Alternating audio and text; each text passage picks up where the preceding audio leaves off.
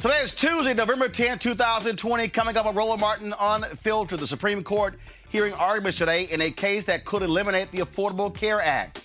Lawsuits continue to be filed by Donald Trump election team. But what does election law tell us? Also, how petty is Donald Trump? He is refusing to allow Joe Biden to receive intelligence briefings. Dude, really? How petty are you? And the Senate will vote on yet another white man for a lifetime appointment to the federal bench. We'll also answer questions about the coronavirus vaccine developed by Pfizer.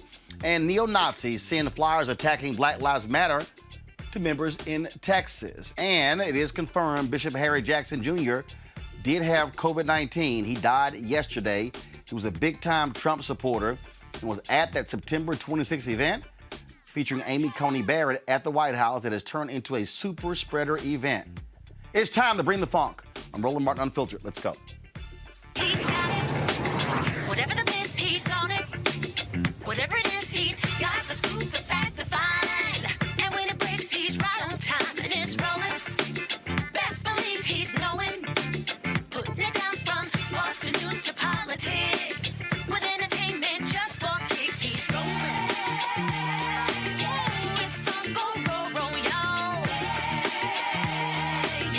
It's Roland Martin, rolling with Roland now. He's funk, he's fresh, he's real, the best, you know he's Roland Martin now.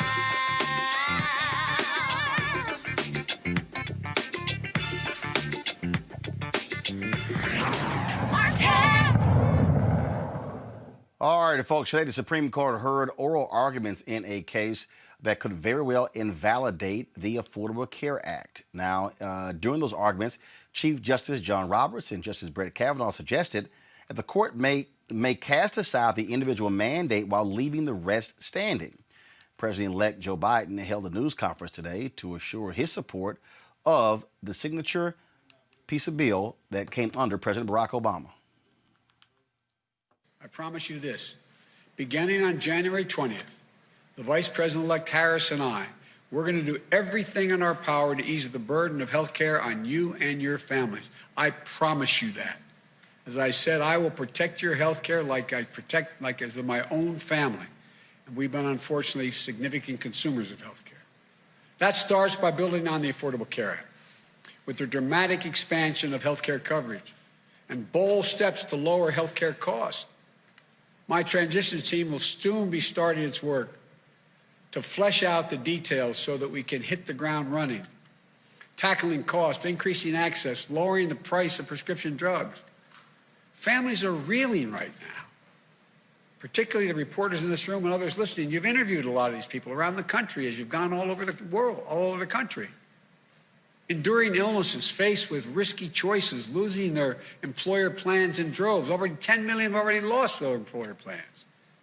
They need a lifeline, and they need it now.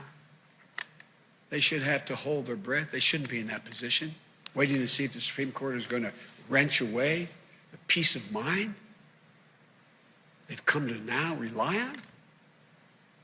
So we're going to get right to work, I promise you, addressing the issues that families are talking about around their kitchen tables this morning, making sure that they can get in bed tonight with the peace of mind that they deserve, and fulfilling our moral obligation to ensure that here in America, health care is a right for all, not a privilege for a few. So come January, we're going to work quickly with the Congress to dramatically ramp up health care protections, get Americans universal coverage, lower health care costs as soon as humanly possible. That's the promise I make to you. We're going to fight for your family's health coverage the same way we fight for our own family's health coverage. We want every single American to know, if you're sick, if you're struggling, if you're worried about how you're going to get through the day, we will not abandon you. That is a promise. We'll not leave you to face these challenges alone. We're going to get through this. We're going to get through it together. And we're going to build a healthcare system that puts you and your families first and that every American can be proud of. I want to thank you all for listening. May God bless you. May God keep you safe in this COVID environment, and may God protect our troops. Good afternoon. Today, the Supreme Court heard arguments in a case that could strike down the Affordable Care Act in its entirety. If the Supreme Court agrees with the opponents of the act, their decision could take health care away from 20 million Americans. It could take away protections from more than 100 million people with pre-existing conditions in our country and hurt the millions of Americans who have come to rely on the Affordable Care Act. Getting rid of the Affordable Care Act will take us backward to a time when people could charge a woman more for her health care than they could charge a man, simply because she's a woman. To a time when pregnancy could be considered a pre-existing condition. It will take away free birth control and contraceptive coverage for women. This is all happening at a moment when our country is suffering through a pandemic that has claimed more than 238,000 lives. And we all know that if the Affordable Care Act is struck down, communities of color would be hit particularly hard.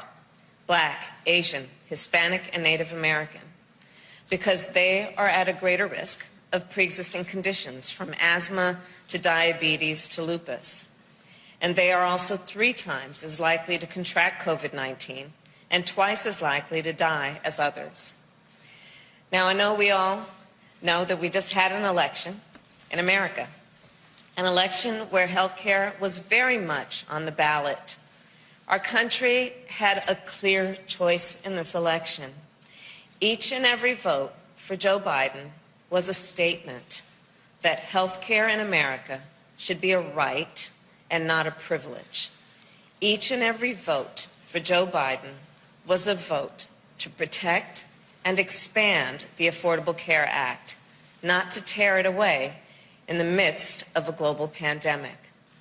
And Joe Biden won the election decisively, with more votes than have ever been cast in American history. It amounts to 75 million voices and counting, calling on the Supreme Court to see this case for what it is, a blatant attempt to overturn the will of the people. And the President-elect and I cannot let that happen. And now it is my honor to introduce President-elect Joe Biden.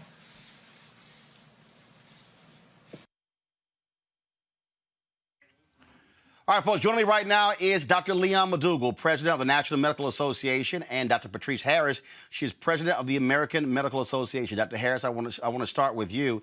The Supreme Court arguments were quite interesting because some justices basically said that, hey, Congress, you want us to do your work and overturn this. That's not really what our job is. Your assessment of today's oral arguments from the Supreme Court. Roland, first of all, thank you for having me on. And we have had a transition at the AMA. I am now immediate past president, but so honored to be on your show and to talk about this very important topic. We know that the Affordable Care Act has been instrumental in millions, as President-elect Harris said, gaining coverage. We know that people without health insurance live sicker and die younger, forego medical care, unable to pay for their medications or other treatments recommended by their physicians. So although, we should and should not try to predict what the ultimate outcome will be, the questions today, at least in my mind, demonstrated that the justices are going to be reluctant in overturning this law. But we will have to see. But that is one reason this gains in coverage for the uninsured and all of the protections. And as you know, Roland, I am a psychiatrist, and so many more people have been able to gain access to mental health care, care for substance use disorders because of the Affordable Care Act. That's why the AMA filed an amicus brief. So based on the questions today, it looks like it will be upheld. But certainly we will all have to keep the pressure on because this law, overturning this law would be devastating. And Dr. McDougall, that really is something that's here. And what's amazing is Republicans have done everything they could to overturn this, to get rid of it. but they've offered no alternative. And this whole idea of, oh, let's overturn the law first and then we'll come up with something. So the American public, we've got nothing to compare it to. It's literally the Affordable Care Act or nothing. So, Roland, I want to bring to attention that the Affordable Care Act is still in existence. And this administration has cut the advertisement budget for the Affordable Care Act. So I would ask that people interested in learning more about how to sign up, go to getamericacovered.org, getamericacovered.org, because this administration cut the advertisement budget. Well, but again, no, they cut it because they wanted to choke it off. But again, they have had more than 50 votes to get rid of it. To date, the Republican Party has not offered an extensive replacement plan. Donald Trump has lied for 5 years saying, I got a plan, it's coming next week, it's coming in 2 weeks, it's coming in 3 weeks, it's coming next month, I'm going to sign it next month, and they've done nothing. Kayleigh McEnany presented Leslie Stahl on 60 Minutes this huge book of their health plan. It wasn't a health plan. It was different executive orders and other stuff. It wasn't an actual health plan. So, Roland, you have been so insightful in cutting through all the nonsense. You're bringing an unfiltered viewpoint on these tactics to confuse the people. So I commend you on bringing such important topics to the table, because 20 million people losing their health insurance during a global pandemic is heartless and unexplainable. It's a lack of leadership. Dr. Harris, the reason this is a huge deal, first of all, we talk about 20 million Americans. When we're talking about young folks who are still covered on their parents' insurance, we're talking about even how we've had Medicaid expansion where we had rural hospitals shutting down in this country and how it has impacted folks. Many folks who voted for Trump, who voted for Republicans, really voting against their own economic interests. I remember 2016 where the previous governor of Kentucky was absolutely against Medicaid expansion. He was against the Affordable Care Act. And I remember he was a Tea Party guy. And I remember these white folks in Kentucky voted for him. And then they came back and they voted for him and Trump and then said, man, I sure hope they don't mess with our Affordable Care Act. They hated Obamacare, but they love the Affordable Care Act. That shows you how disinformation and messaging can completely obscure reality. Roland, we saw that with the Affordable Care Act, and when they branded it Obamacare, it was not popular. But when you ask people specifically about the proposals, or if you would call it the Affordable Care Act, there was a lot of support. And we know that so many people of all races have benefited from the expansions in health care coverage for the Affordable Care Act. But Roland, it's also similar to how we have made masks a partisan issue. And that is so unfortunate, because making sure that folks have the coverage that they need, that young folks stay on their parents' insurance, that people aren't filing medical or bankruptcies due to medical debt. These are nonpartisan issues. Mask wearing is a nonpartisan issue. And that's why I'm glad you're talking about this tonight on your show. I know Dr. McDougall and I are always working to make sure that people get accurate information. And there's no question that people can have more opportunities for living healthier lives with the expansion caused by the Affordable Care Act. Dr. McDougall, how critical is the Affordable Care Act for African Americans? What have we seen the benefits of this since it became law on the health of Black folks? The health of Black people has improved. And I'm going to point out another issue. So what states haven't adopted the Affordable Care Act? So states that we live in, Mississippi, Georgia, Florida, Texas, North Carolina, Tennessee. So there's still more opportunity to provide preventive services and insurance from the communities we hail from. My dad's from Mississippi. My mom's from Alabama. So if we were still living there, we wouldn't have access to affordable health care. The thing that really jumps out at me here, Dr. Harris, is that in 2004, I filed for bankruptcy due to having massive health care costs. More than 60% of Americans who file for bankruptcy, they file because of health-related issues. And the Affordable Care Act, once it was passed, led to a dramatic decrease in health-related bankruptcy filings because you were covered and pre-existing conditions were always covered, and the insurance companies could not screw you over and drop you because of it. And that's so important. We do talk about certainly our health, but our economic health is important. And you raised the point about the number of bankruptcies caused by medical debt. And we saw those decrease dramatically after the enactment of the Affordable Care Act. And by the way, we all know there is some synergy when you're talking about your financial health as well as your overall health. And so clearly we made such gains regarding health, regarding our economic health with the Affordable Care Act. And I'm so glad you raised that issue. Oh, Dr. McDougall, final comment for you. Dr. Harris brings up an excellent point. And so speaking to that, so if that goes away, 135 million people in the U.S. have pre-existing illnesses. So it's a free-for-all. There's no safety net. It really causes a wild, wild west as far as insurance is concerned, and that's tragic. All right. Dr. McDougall, who leads the National Medical Association, Dr. Harris, who leads the American Medical Association, we appreciate both of you. Thank you so very much for joining us. Thank you. All right, folks, and I want to go to our panel. Joining us right now, Dr. Julianne Malveaux, President Emerita, Bennett College, also an economist, Kelly Bethea, communication strategist, Joseph Pinion, Republican strategist and political commentator.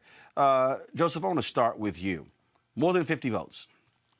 Votes, votes, votes. Donald Trump keeps promising, I got a plan, got a plan, got a plan, got a plan, got a plan, got a plan, got a plan. Ain't seen it. Haven't seen it. Republicans keep saying they got a plan. Where is it? And so here's the deal. If you're the American public, I might want to be able to see a plan before I really know what you're trying to do. They want to kill it and have nothing to offer for it. Look, here's the truth. Obviously, President Trump has been in office for the better part of 4 years now. We had the initial push when President Trump first took office. We had fat repeal, skinny repeal, Graham-Cassidy repeal. None of the repeals did any of the things the Republicans were actually opposed to the Affordable Care Act in the first place, which was to try to lower the premium costs while at the same time trying to hopefully increase the breadth of coverage. So I think to your point, it is with merit. That obviously voters should be allowed to see plans before they're asked to go into a voting booth and act in blind trust.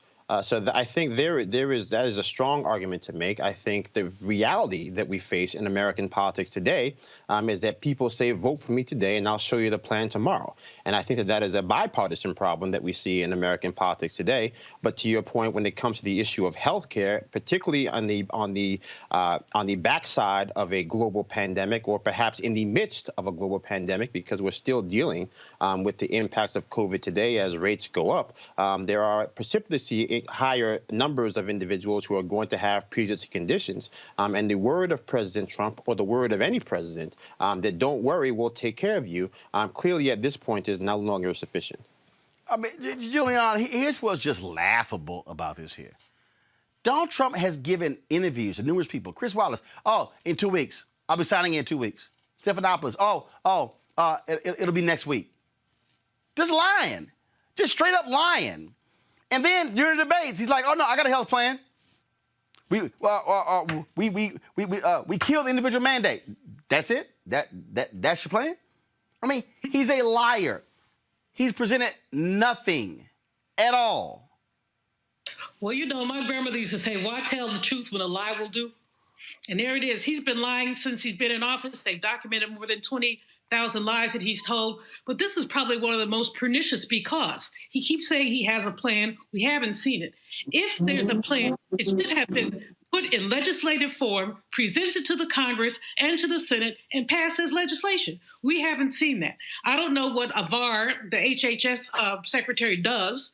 But he certainly, that might be where plan would germinate from, but he certainly hasn't said anything. And so in the middle of this COVID crisis, you have to argue that health care is necessary. No one has said whether having COVID, which now more than 20 million people have had, 230,000 people dying, is COVID going to be a pre-existing condition? I mean, this man has been a joke for the better part of 4 years, and he remains a joke. And the only hope we have here is that those Supreme Court justices, the three, Barrett, Roberts, and the other one. Alito. You got Kavanaugh, Roberts, Alito. You got Clarence Thomas as well. And you got Gorsuch. So it looks like this thing may actually survive. I mean, I love what Robert said, about that's not our job. The truth is that if the Republicans want to get rid of the Affordable Care Act that badly, they need to come up with legislation that provides a solution. But they've had time. They haven't done it. They don't know how to do it, quite frankly. And there we have it. However, they say you get born all night and joy comes in the morning. I think that President-elect Biden is going to be time enough for them around this health issue. Kelly, Bob Lyons here. The Republicans have no plan. And what gets me is all these broke-ass white folks running after them, voting for them. And I'm going, if there's probably the most important issue facing you, yeah, it's going to be health care. I mean, you can sit there and be concerned all you want to about abortion. You can be concerned all you want to about the Second Amendment and your gun. But if your ass stroke out, that don't mean a damn thing. You might want to have a health care plan other than relying on the emergency room.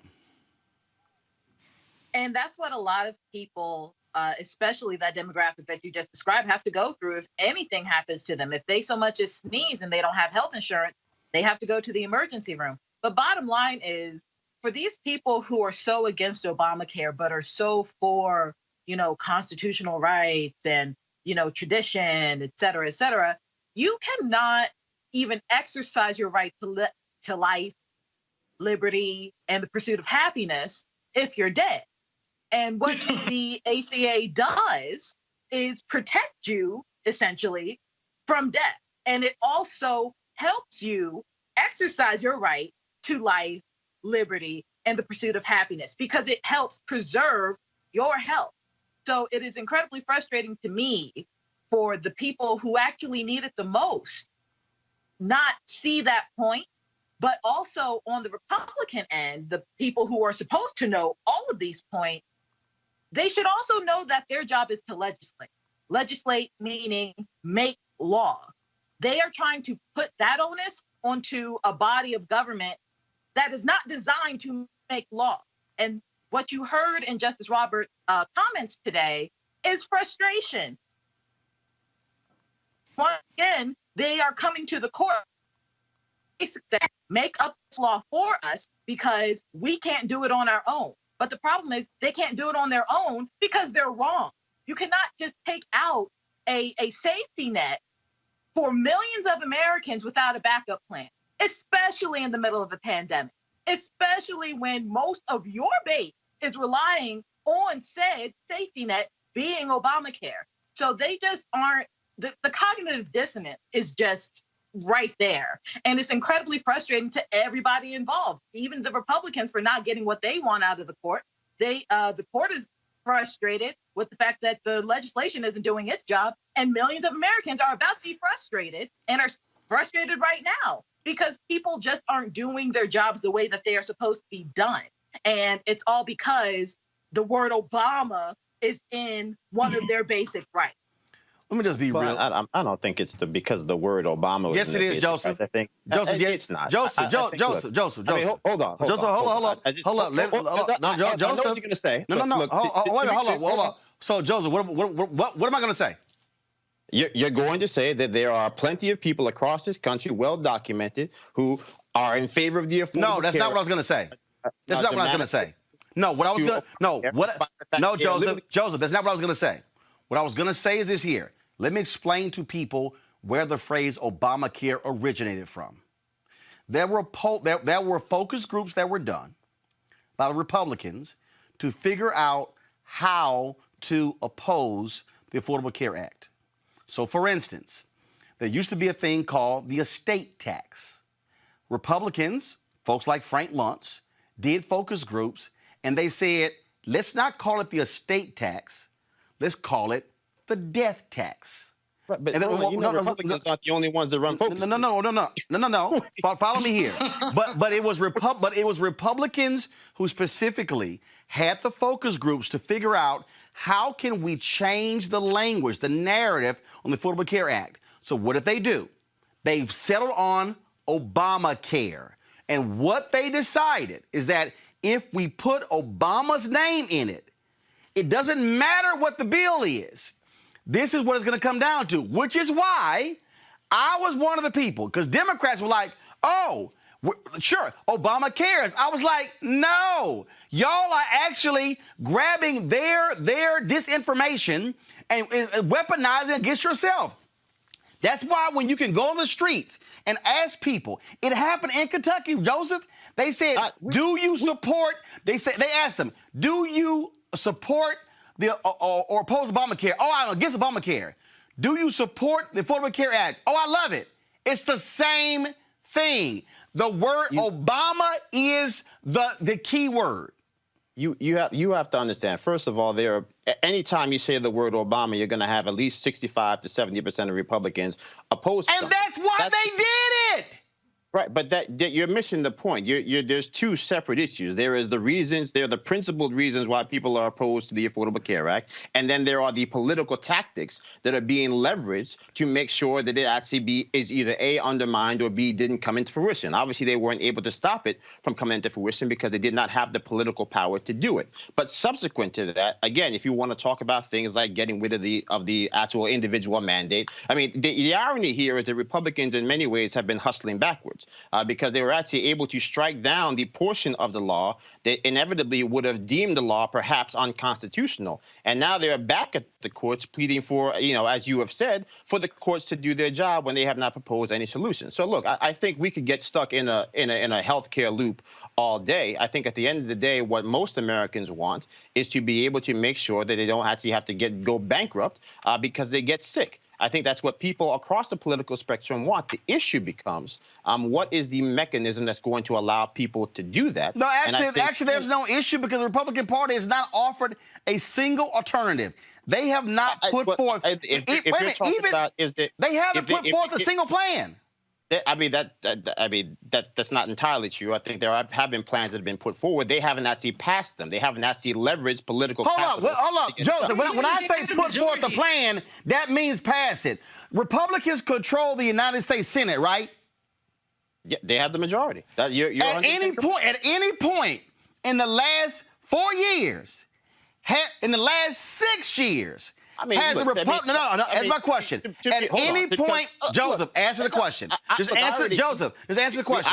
At any point in the last 6 years, Joseph, let me finish. Joseph, at any point in the last 6 years, has the Republican Party put a plan on the table and voted in the United States Senate at any point? Yes. When? Are you serious? We didn't sit there when we had to have actual Senator where the late great Senator McCain is sitting there with his thumb down, and we've got people. No. See, Joseph, you're wrong. That vote was to repeal the Affordable Care Act. That's not what I said. What I said is, Joseph, repealing the Affordable Care Act and passing your own health plan are two different things.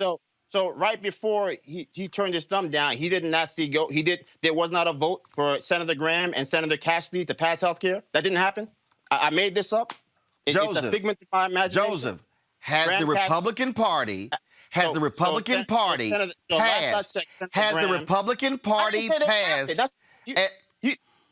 They didn't pass it. Of course they haven't passed it. We wouldn't be here having the conversations that had been passed. That wasn't the point. And I think I started this entire segment by saying that there has had ample time to propose solutions, and they have failed to do it. That wasn't my point. The point that I was trying to make was that at some point we have to accept the fact that there are actual principled reasons why people were opposed to the Affordable Care Act, which are separate from the fact that people just hated everything Obama liked. Which, to be clear, and I agree with you there. Yeah. Just absolutely. I'm not saying that everybody opposes ACA because it says Obama. What I'm saying is a lot of people oppose ACA because it says Obama. A lot of people. Without question. Out those who have a rationale behind ACA being into play. But even still, like Roland is saying, they have not really offered an alternative. If anything, the reason why the ACA was upheld by SCOTUS is because of the individual mandate saying that it was a tax. And Republicans said, okay, it's not a tax anymore. So, but that was years ago. So basically, they just brought their solution to ACA to the court because that was the whole reason that SCOTUS said this is on y'all, because the tax part is a legislative issue. Well, legislature, Republican at that, fixed that issue, but they still want to bring it to court because they don't want to do their job, like my original point was, and actually legislate it out of law. 100%. The same so they can do their job for them.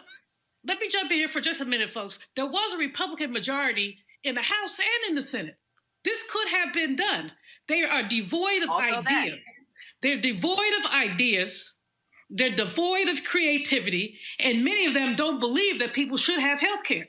I mean, notwithstanding the fact that, as Roland said earlier, 60% of bankruptcy have to do with medical debt, notwithstanding the fact that COVID is hitting us very hard, they don't think that people should have health care. They're more interested in the insurance companies than in people. They're more interested in basically profit than in people. And so, Joseph, you can go around the mulberry bush if you want to about about whatever you said. You said it 3 times, so that made me forget. But you can go around the mulberry bush as many times as you want to. But the bottom line is that Roland is right. When we saw all this proof, people don't like Obamacare. They do like the Affordable Care Act. So we might want to know, why do they like the Affordable Care Act? What's in it for them? The main thing that people are pre-existing conditions, and 135 million Americans have pre-existing conditions, whether it's high blood pressure, diabetes, or something else. So basically, you are consigning the rest of the people to good health care and the other folks to catch as catch can, emergency room or whatever, or potential bankruptcy. Explain this, and this is the deal. This a record high 62% of Americans support the Affordable Care Act. 85% of Democrats, 36% of Republicans. Now, here's the key here. 56% say it should be improved and strengthened. 20% say it should be struck down and left alone. Pre-existing conditions, 79% support health insurance protections for people. And that's also why you saw President Trump running around the country saying, we're going to take care of people with pre-existing conditions, because he knows, as well as most Republicans knows, that there is no political will for somebody who is going to consign people to a life without health care for the rest of their lives, which will probably be very short. So still, where is his plan? Well, I said before, they don't have a plan. The bottom line question is, how does this man... So Republicans want to get rid of the Affordable Care Act, but they have nothing to replace it. They have nothing to replace it with.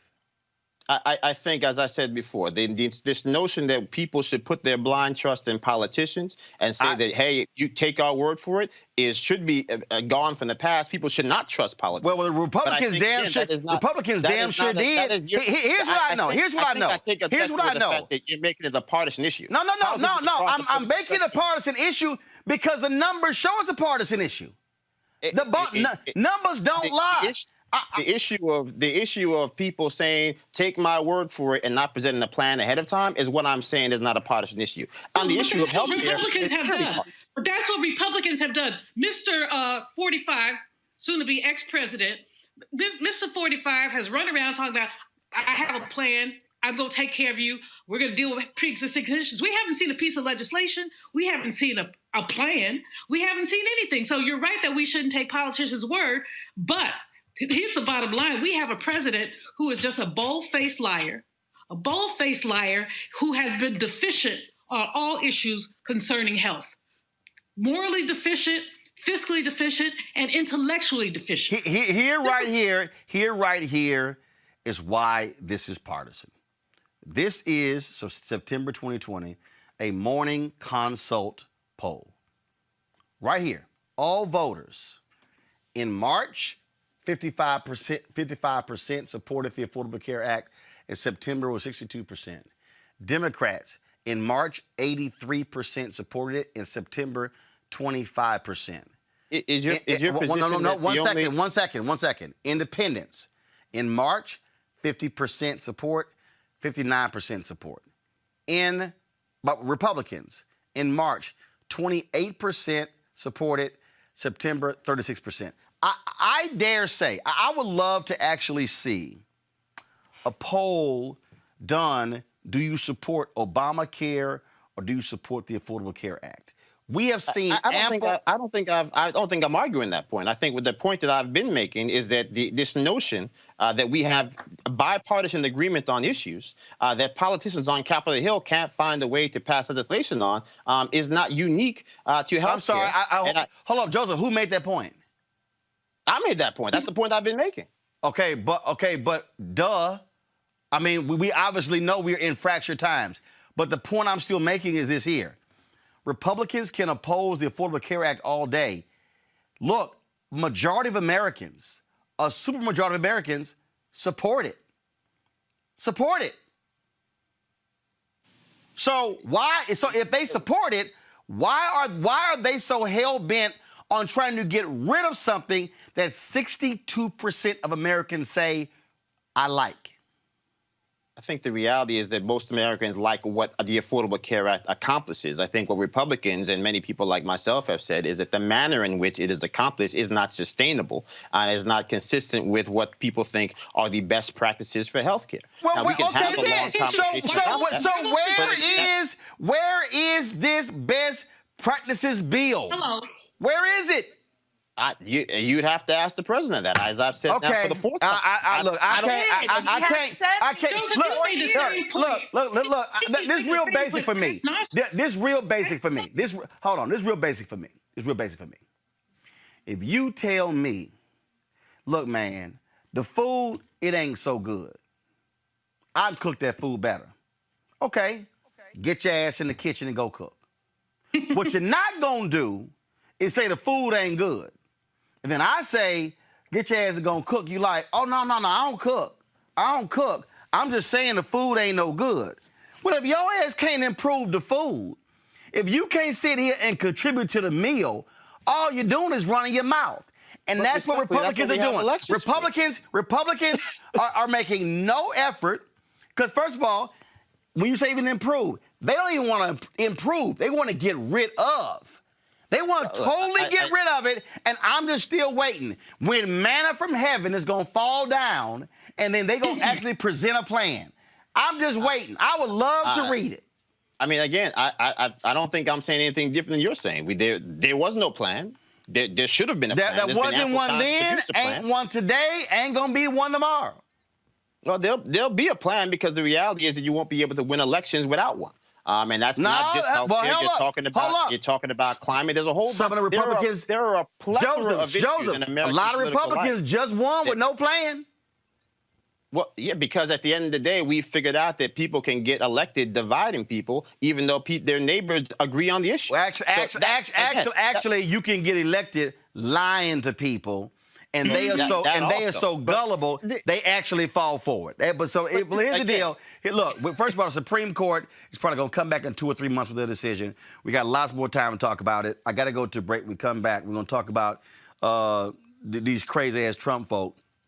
I'm still trying to figure out how you won Senate seats and House seats, but those votes are good. But the same votes in the presidential race are bad. That's next to Roland Martin Unfiltered. Utilizing what I know. I'm being able to speak about something that I used to didn't do, that I can say, yeah, that was me, but it's okay now because I know better now, and you can too. I'm able to say that so they can relate to what I'm saying, so I can capture their attention and be able to knock on their door and say, hey, you with me? And now they feel more apt to pay attention and more apt to be able to go out there and say, oh, well, just maybe, because she said. And I'm a fan of hers, so the connection is, well, okay, what do I have to lose? Because sitting at home is what you're losing out on. And a lot of them don't even know how important the vote is. It's like, well, you know what, if I don't, ain't nobody gonna miss my vote. Until you have a 50-50 share and it's 49 and 51 and you're like, oh, then you gotta feel like an ASS and go, see. From the day we started this campaign, we made it a priority to talk to Georgians wherever you live. Representative Warnock, so good to see you again. Thank you so much for doing this. So excited about your campaign. Georgia needs a senator who will stand up for health care, who will stand up for Medicare, who will stand up for our children. We need leaders who will not forget who sent them there in the first place. I think he'll stand up for me. We already voted for you. I think he'll stand up for everybody in Georgia. Augusta, Savannah, Valdosta, Columbus. They may be miles apart on the map, but the challenges we face are quite the same. You're completely behind you. Thank you so much for running. It's not about him. It's all about the people. If you elect me the next United States Senator from the state of Georgia, your agenda will be my agenda. Raphael Warnock will practice what he preaches. We're not getting that now. I'm Raphael Warnock, and I approve this message. Hey, what I'm going to work on? I'm John Ossoff, and the path to recovery is clear. First, we listen to medical experts to control this virus. Then we shore up our economy with stronger support for small businesses and tax relief for working families. And it's time for a historic infrastructure plan to get people back to work and invest in our future. We need leaders who bring us together to get this done. And that's why I approve this message. You go to prison at 19. Sentenced for how long? 15 years. And for the first time, you're hearing this old man talk about voting. Mm-hmm. What did you say? What's that? What's that? And why does that make a difference? What did he say? And he broke the averages thing down to me. About they gonna be stealing money. He said, and his thing was about people getting out. He said, man, a lot of people gonna be here that's not gonna get out because Bush is gonna come in and he gonna set off all these people's sentences just to show that he's tough on crime to get favor with whoever put him in office. It made sense to me once he broke it down. Then I started reading about voting and the importance of voting, just talking with them. Because these are men who probably marched for voting, probably something went wrong in their life, they still ended up in this place. But there was a lot of knowledgeable people there, and I just hung with the old cats that had all this information. Hey, man, when you get out, this is what needs to happen. This is what's not in the community. This is the reason why you're here. You know what I'm saying? You don't see it like this, And I'm like, man, wow. That was deep what you just said.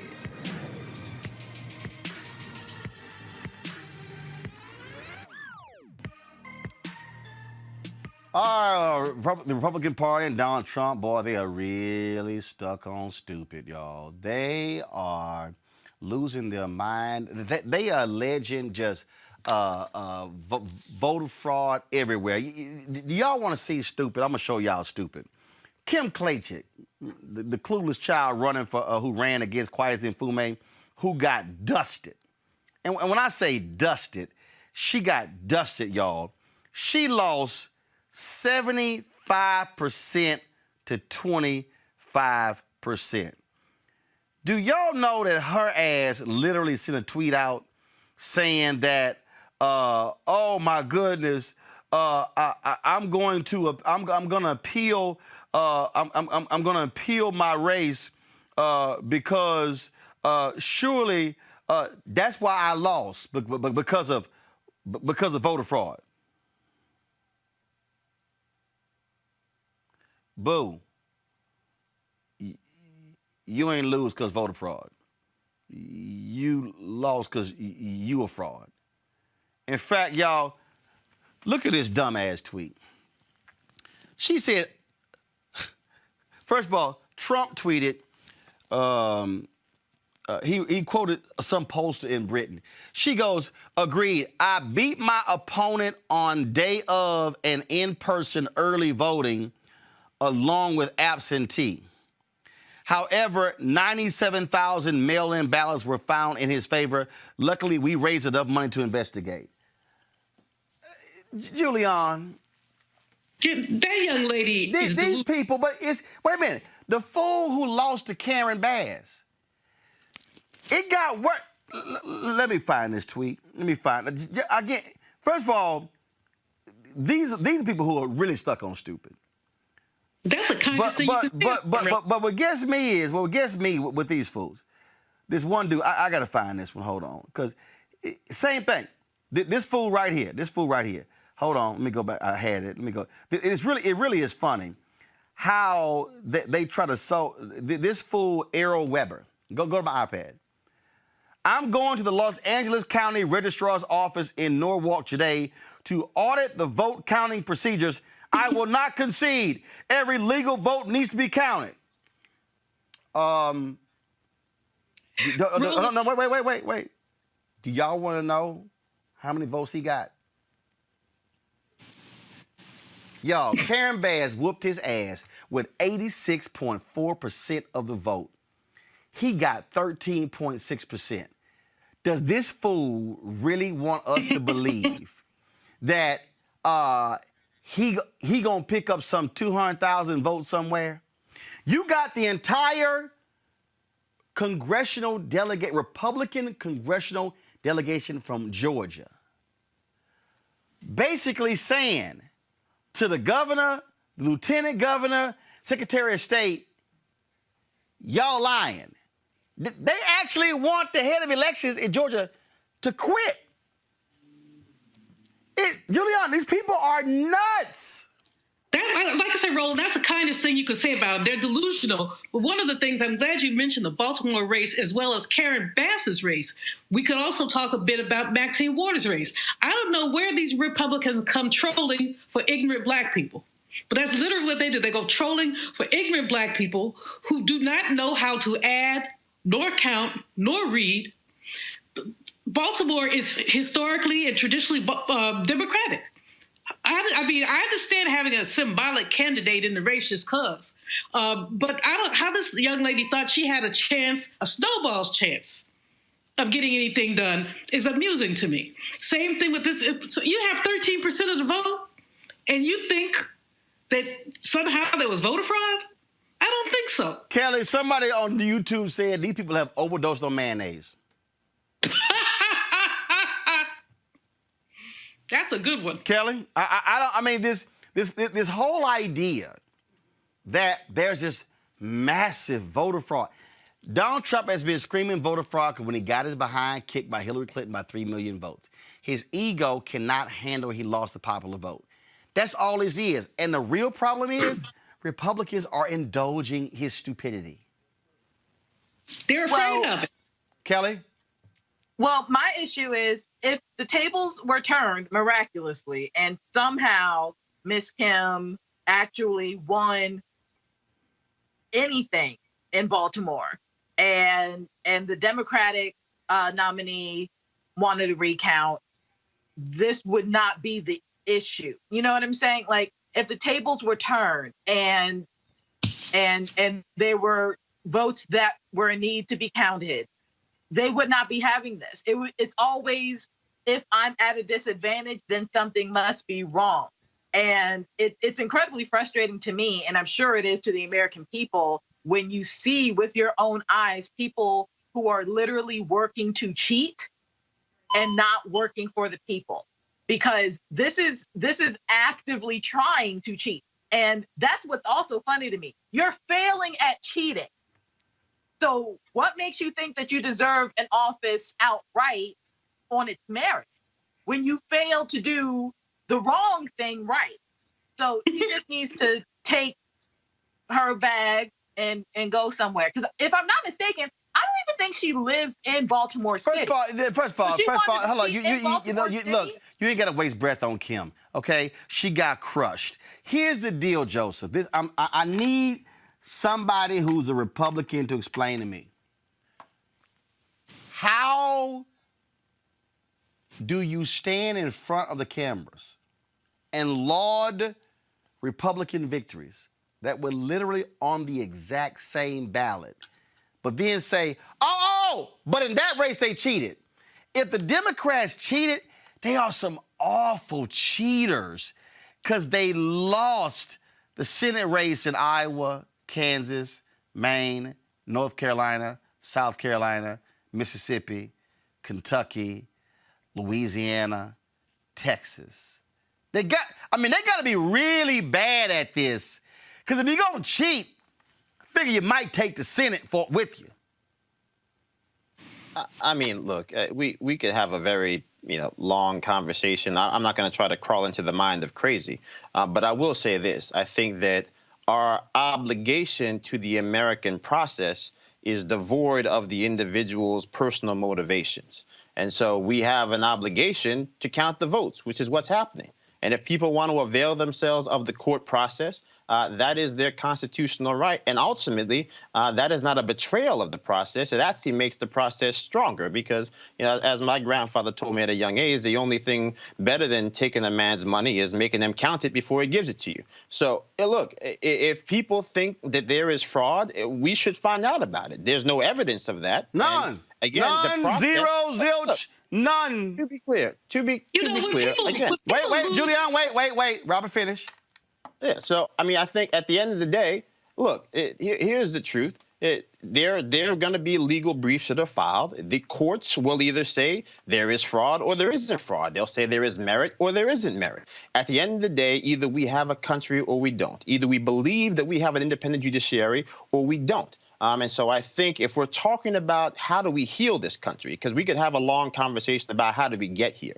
But if our goal is to heal, if our goal is to have enough people who have still bought into the system, that we have a country that works, then let people count the votes. Let people run around saying what they want to say. Because but you're saying let them count the votes. Donald Trump and his people were trying to stop the count. First of all, I want to show this. I think there are people who say let them count the votes. That people say stop counting the votes. No, Joseph, the same people were saying it. Joseph, the same people were saying it. Exactly. Depending on the state, depending on the favorability. I just think that we have to have. There are people that are saying things that are crazy. But we also have to be honest about where we sit right now. Number one, we're a severely divided country. Number two, there are things in the results that are statistically anomalous. Like what? Now, most of those statistical anomalies are likely due to the fact that we had an unprecedented amount of people vote via mail. Right. That does not mean that somebody did anything illegal. But it does mean that we're dealing with results that are not in line with previous results. Of course. First of all, you can't. Hold on. Don't. Hold on. But wait a minute. But it's not in line with previous results. But you just said because we also have mail-in balloting, so they can't accept. They can't accept the reality of that. Roland, in some cases here, Roland. Some states will have an automatic recount if it's within half a percentage point. But you have large margins. You have tens of thousands of votes. Now, Arizona probably should have a recount. It's only 14,000 votes separating the two candidates. But Michigan should not have a recount because basically there's so many votes, there's so much of a lead that it's not going to make a difference. You can count till the cows come home. Every time you recount, you pick up a vote, you lose a vote. I mean, because human beings are still counting these votes. But this obsession that 45 has with recounts is really him delaying the inevitable. Here's the deal. Lost. He lost. I want to play this. The folks at the Daily Show put together this pretty great video, because if you compare what Fox News and OANN and Newsmax are saying today, just y'all watch this here. Democrats are being sore losers. They refuse to acknowledge they lost the election. So what do? They cry malfeasance, wrongdoing, criminality, fraud. Democrats, more so than Republicans, seem to have a problem conceding defeat. Either the election system broke down or some mystery votes are hiding somewhere. You have a whole series of Democrats who've just said bluntly, if our candidate doesn't win, they stole the election. The Dems just want to make America suffer. It's like losing the World Series and demanding an extra inning a day later. The Democrats are refusing to accept the declared results of the national media. So how do they do this? Lo and behold, they find missing ballots. The radical left is attacking the sanctity of our votes, refusing to accept the midterm election results. So what if these were Republicans refusing to concede? Democrats may see how they'll be able in the future to steal elections through lawsuits that they can't win with the voters. Ramping up election conspiracy theories, accusing Republicans of outright stealing the election. Kind of rich. You know what? Sounds sore loserish. Boy, that's a lot different than here in 2020. I mean, look, Roland, like I said, I think at the end of the day, there are going to be people that say things that make sense. There are going to be people that say things that don't make sense. I think the one thing that we should understand makes total sense is to allow the recounts to where they need to occur. I think most people that are talking about these results are talking about 3 states. They're talking about Pennsylvania. They're talking about Arizona. They're talking about Georgia. That is it. We don't really think that there's anything going to be made of what happens in Wisconsin or Michigan. No, not true. Not true. The Trump folks. I think. No. You said no. That's not true. Here's the truth. No. Joseph. That's not Joseph. I got to give facts. Joseph. I don't speak for the campaign. Joseph. I didn't say you do, but I got to give facts. No, you said there are 3. They are alleging 6. They are saying Wisconsin, Michigan, Pennsylvania, Georgia, Arizona, Nevada. They're saying 6. What they're doing, they filed 5 lawsuits. They're 0 for 5. They're continuing to file those laws. In fact, hold up. You got to throw in 7. Minnesota. They also have Minnesota in there. And so they are trying to make the argument that, oh, it's this massive fraud. Now even, you saw what happened when Bob Barr made his announcement. The head of the election integrity unit was like, this is bogus, and quit. This is how the process works. No. That's not how it works. That actually is how it works. Let me ask you a question. In 2016, was 2016 closer than 2020? Yes, we're looking at 78,000 votes across 3 states. Did Hillary Clinton refuse to concede and file lawsuits in 6 states? Did Obama also refuse to begin the transition process? Did Obama refuse to allow intelligence briefings for Donald Trump?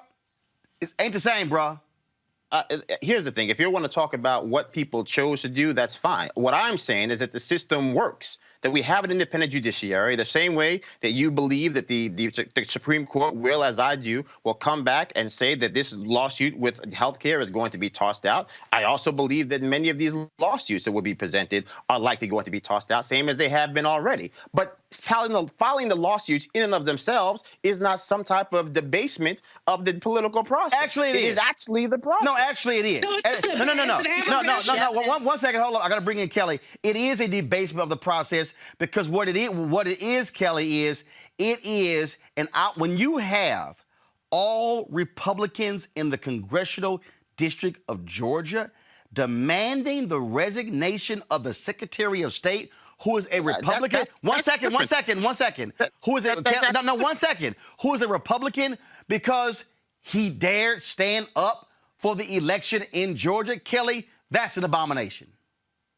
Not only is it an abomination, there are grounds to argue that was illegal. because you can't, especially when it comes to lawsuits in general, you cannot bring a lawsuit to the court without evidence. Otherwise, it's a frivolous lawsuit and there are repercussions for doing so. So it's not about preserving any type of integrity or trying to just make your voice heard in the court because you feel like you've been wrong. This is a clear account of Republicans perpetuating a lie to keep the propaganda going. This is nothing more than propaganda. This is nothing more than trying to substantiate a lie because they are literally putting the cart before the horse. I know a lot of people have been saying that, but that's literally what this is. You have a cart without anything to drag it, and you're trying to find something to drag, and there is nothing there. There is nothing here to substantiate these claims. There's nothing here to purport that the lies that they're saying are even remotely true. They are literally only doing this to basically make themselves feel good and to make their lies feel more legitimate, even though they're not legitimate at all. The other thing they're doing is undermining our democratic system. That's what they're doing. So you end up, we've had 70 million votes for 45, 75 million votes for President-elect Biden. This is an unprecedented turnout in the United States because people basically work very hard to get every vote out there. Folks like Latasha Brown, Black Votes Matter, and others basically work very hard to get the votes out there. But if people believe that the system is flawed, if they believe that their votes do not count, I hesitate to think about what we'll look at in 2022 or 2024. And if people really believe that there's that much fraud, then they may be discouraged. And that's what 45 has been counting on the whole time. He started talking fraud in April, and he's been talking every time he opens his mouth. Ray Charles can see through this. If he basically says, if he basically says the only way the election is fair is if I win, that lets you know what's wrong. And that's why. And here's what I'm noticing, Joseph. Here's what I'm noticing. This was just very weird. Again, I just think this is just very weird.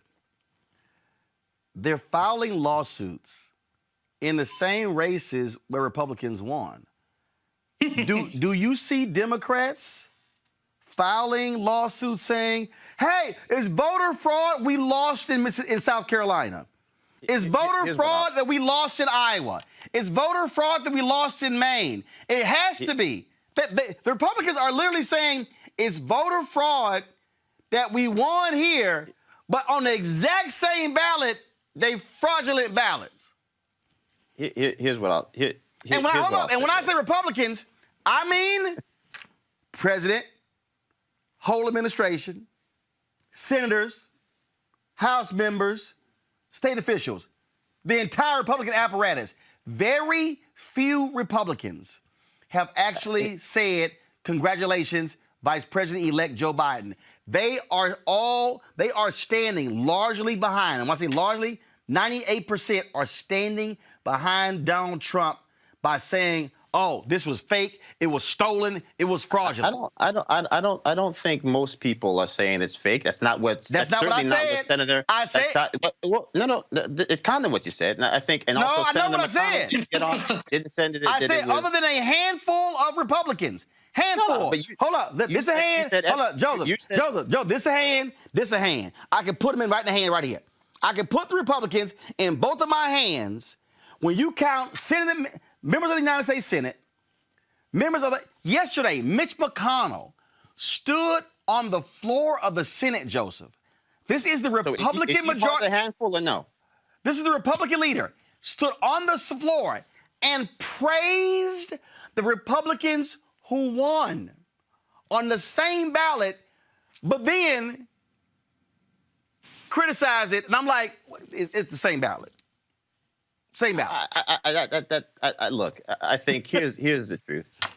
Lawsuits are going to be filed, if, to Dr. Malvo's point, that this is all just some scheme to undermine American democracy, then I don't know what would be more fitting than a appellate court packed with Donald Trump appointees and then a Supreme Court packed with Donald Trump appointees telling President Trump, you lost the game, like Shannon Sharp. I don't know what else you want. I mean, that's how the American system is designed to work. These people, So, look, is Chris Messler there? Is Chris Messler there?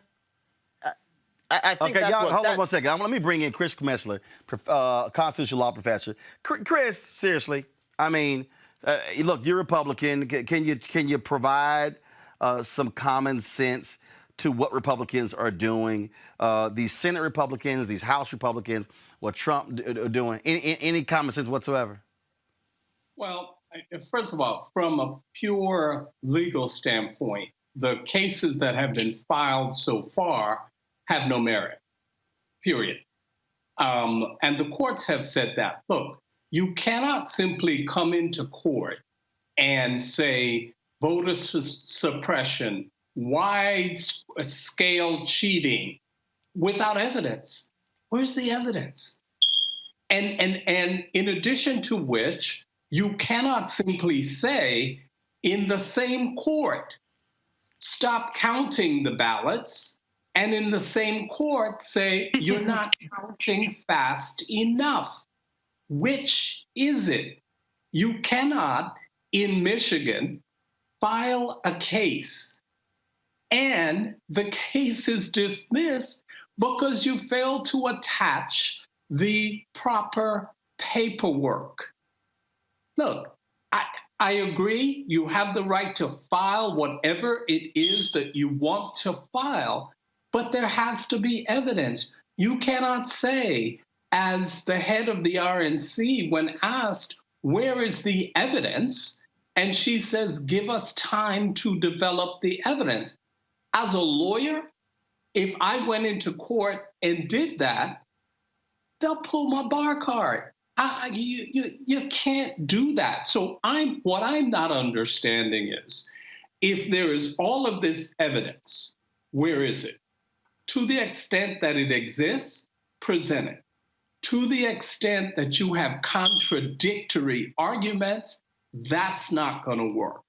And that I don't get it. I've read the briefs, I've read the pleadings, and at this point, I don't understand what's going on here. And Chris, in looking at this, again, what makes this worse is when you have individuals who know better. And what is it? Are they so deathly afraid of his tweets? Are they so afraid that his cult is going to come after them like the Purge and rip their hearts out and cut their cut their guts out? Is that what's going on here, Chris? I mean, again, to watch McConnell stand there and praise Republican victories, but then cast doubt on us in the presidential race like he wasn't on the same ballot. Well, so here's the thing. There is some conversation about whether or not the president's going to, say, okay, enough, but I'm going to run again in 2024. So here's the concern. The concern, if that is in fact true, is Republicans believe that they will need his base to win again. And as a result of that, they're afraid of what's going to come down the pike. And that's part of the reality in terms of the discussion. Look, from my perspective, and strictly again from a legal perspective, if you're going to sue, that's fine. You can sue, but you got to have evidence. This is a toxic mix of law and politics that ultimately I don't think bodes well. Joseph, go ahead. No, I mean, look, I agree with much of what the doctor has said. I think, again, as I started off in the beginning, there is no evidence that there is widespread fraud. And to the extent that there is, they have to actually provide some evidence. That hasn't happened. So, look, I think to the doc's point also, this has been a widely chaotic process. When you end up at the wrong Four Seasons, you're already off to a bad start. So look, it's just, I think, again, two things can be true at the same time. That, yes, there are people who have run races. We're grateful for them for running in places where we traditionally have not filed candidates because Republicans need to show up. It's time for both political parties to stop taking black votes for granted. And I think that we've seen, when you're talking about the precipitous increase in the Latino turnout for President Trump or the precipitous rise in African-American turnout in this election overall, that our votes are going to matter more and more. But if you're talking specifically about making sure that we're going to go through this process and come out with the unified nation that Joe Biden says that we're supposed to have, then again, I think part of that means that we have to take down the temperature. We have to find a way to have respect for the people we disagree with. And I think that starts with at least acknowledging those amongst those groups who are making arguments that at least on some basic level are within the realm of respectability and also just the nature of the process in general. But Chris Metzler, wait. But Chris Metzler, how do you do that when one side from the top down is the one stirring the dissension? I'm reading, there was a Washington Post dropped this story. A Pennsylvania postal worker whose claims have been cited, it's not on my iPad, I'm reading from my phone, whose claims have been cited by top Republicans as potential evidence of widespread voting irregularities, admitted to U.S. Postal Service investigators that he fabricated the allegations. According to three officials briefed on the investigation and a statement from a House Congressional Committee. He made it up. Just to chime in Chris, here. go ahead. Hold on, Joe, I'm going to come back, but Chris, go ahead. Yeah, I mean, but this is exactly the point. You can't have any credibility with that. And if, in fact, there's this thing called vetting that for some reason, we've just failed to do that right in this particular administration. And then this goes to continue to prove that. It is difficult to do that. Look, at the end of the day, when you say that it is Democrats who are making all of this up, who are doing all of these kinds of things, and you're doing the same thing that you're accusing them of Democrats of doing, how can you expect to be taken seriously? This is not the way to do this. If you got a case, bring it forward and stop with the shenanigans already. Julian, go. The thing about this, in terms of bringing the evidence, is that there is no evidence. In the postal worker story, I'm glad you mentioned that. I just saw it come across on my phone. There's another story about a blind lady who claimed that someone took her vote. These are these little incidental things. Some of these things are human error, but you're not going to turn an election on a postal worker here, a blind lady there. The fact is that, and I'll say it as often as Joseph said, makes his point. Trump lost. Trump lost. Trump lost, and it just can't get through his head. There was something in People magazine, not that I read regularly today, from Ivana Trump, who said he hates to lose and he'll do everything he can to keep from losing. So we've seen this, but even as we see this, we know that there's some flaws in the system that need to be worked out. Mail-in voting has always worked, and it always has a few little problems. We still haven't counted the overseas votes. I mean, they may not have all come in. Mr. 45 says he values the military, kind of. Well, shouldn't their votes count too? But the fact is that he doesn't value the military. He doesn't value his own constituents. And we're stuck with a situation where Joe Biden has to figure out how to make us less divided. But how could we be less divided when 70 million people, and I'm not saying they're all racist, but 70 million people voted for, frankly, a doofus? Kelly, one of the ways we are able in this country, one of the ways we're able to sort of set things aside is when we accept decisions. What you have here is Donald Trump and a party who's saying, the hell with any sense, the hell with all norms. We are rejecting all. For them, Donald Trump is literally refusing to allow intelligence briefings of Joe Biden, even though the election has been called for Joe Biden. That is, when you talk about, first of all, candidates get intelligence briefings. He's like, nah, not gonna happen. Talk about petty. This is a whole nother level. I get what Joseph is saying. I agree with one of the reasons that look, I'll never forget the video backstage, Kelly, of the inauguration when Hillary Clinton, she's standing there and she's girding herself. And she takes this really deep breath because she's about to walk through a door that she thought she was going to be walking through as president of the United States. And the fact that that woman could still go to the inauguration in her capacity as a former first lady of the United States, that says you put country over petty, over party, over person. There is nothing about Donald Trump says that he would actually have that level of integrity. Kelly, go ahead. Well, the reason that Hillary Clinton was able to do that is because she is gracious. She has integrity. She is an American. She understands what it means to be American, what it means to be a politician, what it means to be a servant to the people. Donald Trump did not come into this office with any of those values, with any of those thoughts, with any of what I just listed in mind. He came in for him. That's it. Making America great again for him. That was the caveat to his slogan that people just failed to reiterate and express outright and explicit.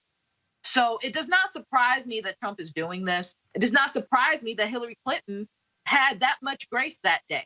I can tell you right now, I would like to think I'm a very gracious person. I can tell you right now, it couldn't be me. It could not be me, but it was her. But it will not be Trump.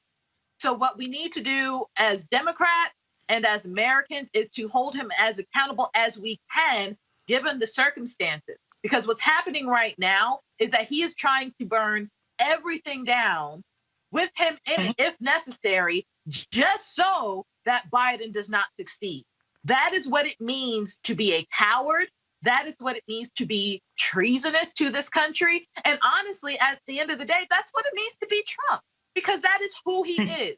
That is what he does. Nothing that is happening right now that he is doing should surprise anyone, because we've had at least 5 years, even before he became president, to just have a glimpse, a taste of what he's capable of.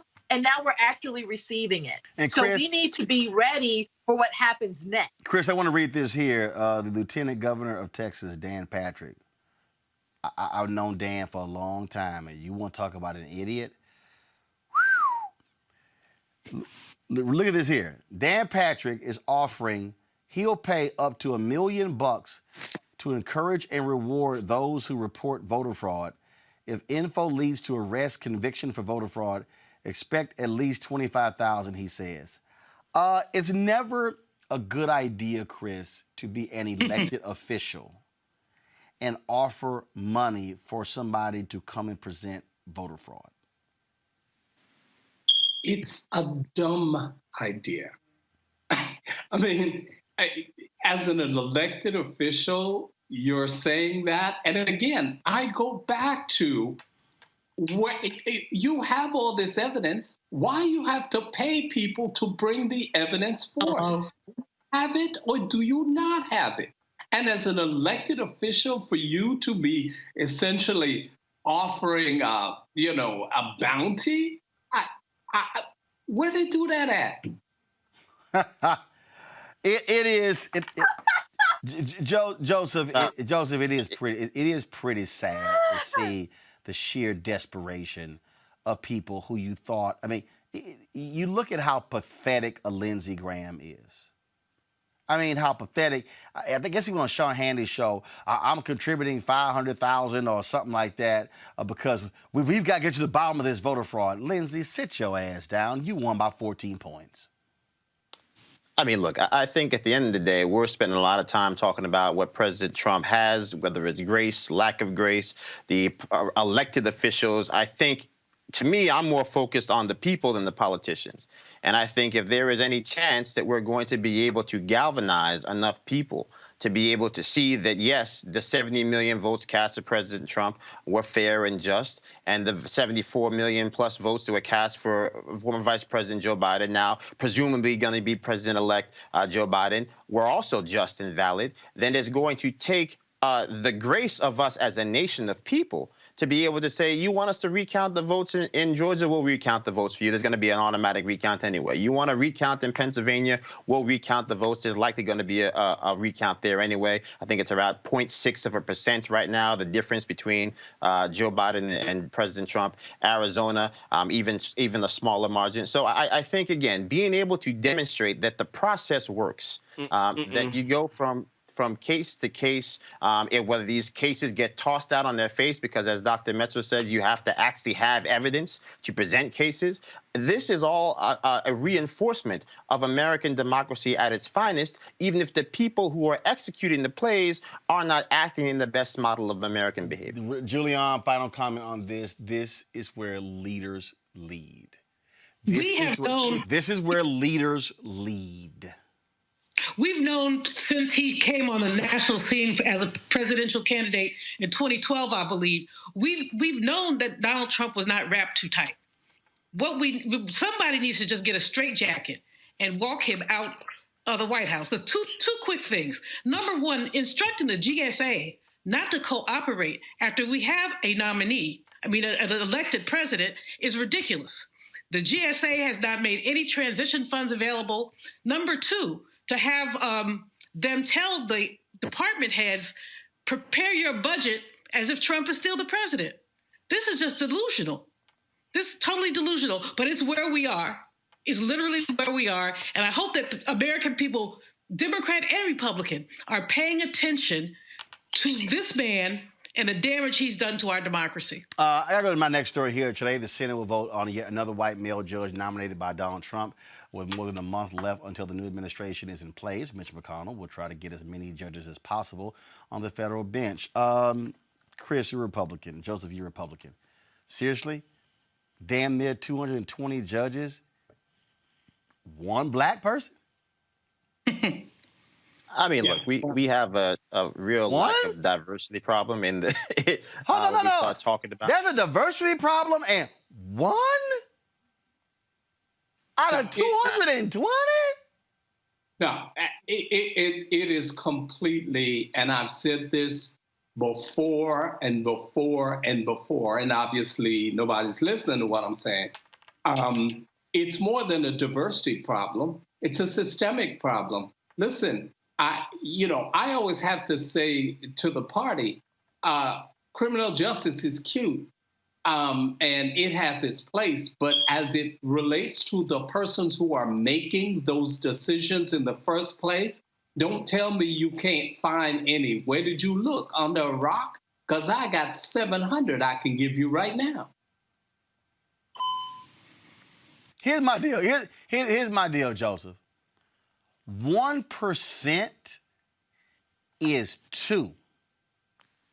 Mm-hmm. They ain't even at 1%. Right. I mean, look, there are a lot of people that pretend that somehow Clarence Thomas is the only qualified black man to sit on the court. He is not. And so I think at some basic point, I mean, even the choice of Amy Coney Barrett, I think that we had a well-qualified judge sitting down in Florida that, for a lot of reasons, probably would have been a better choice than she was. But look, at the end of the day, it is what it is on some basic level. I mean, we're at some point we're just talking about derivatives of the same problem that we've all been talking about on some basic level for the last 4.5 years. So look, at some point you just have to accept the fact that when it comes to getting the type of representation that we deserve in government, as it relates to the type of diversity of thought and diversity of opinions and diversity of representation, we're just not going to get it. But see, here's the deal, though. See, Kelly, this is by design. They want, and Mitch McConnell said, they want 35 to 45-year-old, largely white men. This is by design.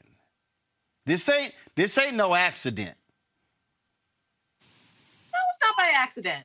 nothing that this Republican legislature has done, especially the Senate, nothing they have done is by accident or by happenstance. All of this is deliberate. When you have a white male, very right-leaning judge on the bench, you have a tendency to basically work against the interests of every other demographic in the American constituent. Like, Black women aren't considered, people of color of either gender aren't considered, youth typically aren't considered. No one's considered except rich white men when you have that kind of person on any bench, federal or otherwise. And when that happens, you come up against some really terrible law that gets made by way of case law. And that's how we get Trump. That's how we get McConnell's. It's sad the way that this Congress, well, this Senate specifically, really does not care about the people who voted for them, because not even they are going to be taken into consideration with these appointments. It is literally solely for self-interest alone. Julian, again, I think what you're dealing with here is you're dealing with the Federalist Society. Look, Mitch McConnell and Republicans, they want white men ruling in these federal cases. They ain't looking for no black folks. They ain't looking for Latinos. They ain't looking for white women. They want white men. Exactly. And, Roland, this just, we got to go back in history to look at what happened after Reconstruction and to look at the way the laws were stacked against Black people. Now they're stacked against people. I mean, when you look at what they've done to the Consumer Finance Protection Bureau, when you look at just any number of things that they've done, 45 is in with all of his buffoonery because he's delivering to Republicans what they want. They wanted a white male judiciary. They want a conservative judiciary. They want an anti-abortion judiciary. They wanted to go back to the 1950s. Make America Great Again is a slogan that says, let's go back to the day when, Kizzy was in the kitchen and, Kunta was in the fields. That's what they want. And basically, McConnell has been able to effectuate that. And 45 isn't making these choices, as you said, Roland. The Federalist Society is. Are there any Black people in the Federalist Society? So with that, I'm just curious, Joseph and Chris. I'll ask you. This is the last question on this topic before I go to a break. Why haven't Black Republicans, as a collective, said something publicly and say, "Hey, how in the hell can we talk about the party being diverse and we want to go after Black, and you've only been able to find one Black federal judge"? Has there been any conversations among Black Republicans saying we should speak as one voice publicly? Go ahead, Chris. No, go ahead. Yeah, I think I can speak for myself. I think plenty of Black Republicans have said things publicly about the lack of diversity that started before. That wasn't my question. That wasn't my question. It wasn't my question. It wasn't my question. The question is to go out there and speak collectively. I think Black people have spoken. No. Where? No. Are you telling me that Black Republicans have spoken as a collective, saying the lack of diversity, the lack of Black federal judges is wrong, and they want to see more Black judges considered by Republicans for the federal bench? When? Well, I missed that. And to be clear, no, I don't think that we've seen the type of engagement when it comes to Black people demanding more color on the bench. But I don't think that was my question. But I don't think that that's a partisan issue. I think specifically. Yes, it is. Look, I don't think that we've Black folks have been.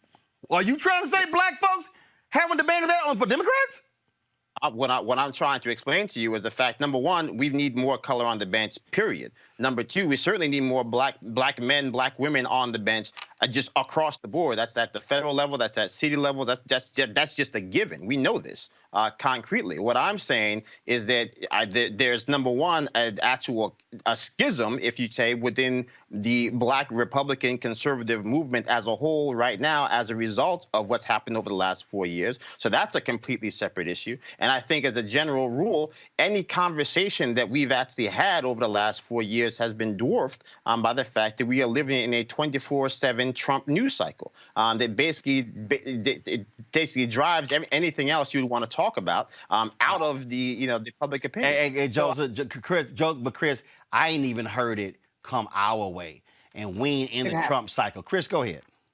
No, there has not been that conversation, in part due to what Joseph said. Look, in this administration has been, as it relates to Black people in particular, more fascinated with entertainers than substance. And so what you've seen are a number of so-called new Black conservatives who have, soaked up a lot of the oxygen in the room to no avail. And like I have told a number of them, you can't expect Black people to join the party when you're telling Black people how stupid, ignorant, and uneducated they are, and they need to leave the so-called Black plantation. And as a result of that, the conversation of a number of very reasonable, true Black conservatives have been muted. And as a matter of fact, I am sure that after this story, I am going to be receiving significant hate mail about that. But you know what? The difference between me and a number of people who run in that circles, I don't need anything from any administration, period, end of story. So I'm going to say what I got to say. All right, Dr. Chris Metzler, I surely appreciate it, man. Thank you so very much for joining us. My pleasure. Go on to a break. We come back, we'll talk Pfizer and their promising vaccine for coronavirus. That is next. Plus, crazy-ass white person, a Republican in Pennsylvania. Did he send out the wrong tweet under his main account? Does he have a burner account where he pretends to be a Black gay Republican? Wait till I explain on Roland Martin Unfiltered. So because of friendships like yours, that's what made me figure out that, my vote did matter and that it was important for me to vote and get out there, even if I wasn't doing everything, perfectly, just trying and then learning from the mistakes, whatever mistakes that I made, and trying again and getting better the next time that I went out to vote or to speak about something, political. That's the start. That's the way that we do it, because we can't go back and undo, I can't go back in time and make myself be at the polls when I wasn't. So that's where the civic piece comes in. Now. But I can start now. And that's what, I started when I started. And now I'm a part of more, political drives to get other people to vote. I'm not the world's smartest when it comes to politics. I'm the first to admit that. I'm not even the second or third. But I'm trying, and I think that's really the message here, Get out and vote because it does matter. Your vote absolutely matters.